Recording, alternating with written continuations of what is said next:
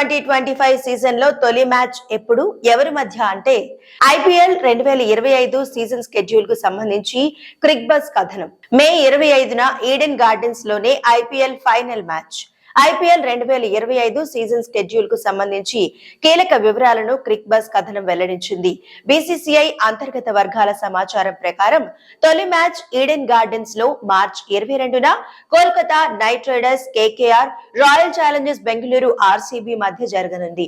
గత ఏడాది రన్నరప్ జట్టు సన్ రైజర్స్ హైదరాబాద్ తర్వాతి రోజు మధ్యాహ్నం ఉప్పల్ వేదికగా రాజస్థాన్ రాయల్స్ ఆర్ఆర్ తో తలపడుతుంది. ఇక మే 25న ఆదివారం IPL final match Eden Gardens లో జరుగుతుంది అని పేర్కొంది. అలాగే అహ్మదాబాద్, ముంబై, చెన్నై, బెంగళూరు, లక్నో, ముల్లాన్పూర్, ఢిల్లీ, జైపూర్, కోల్కతా, హైదరాబాద్ లతో పాటు గౌహతి, ధర్మశాల కూడా మ్యాచ్లను నిర్వహిస్తాయని కథనం పేర్కొంది.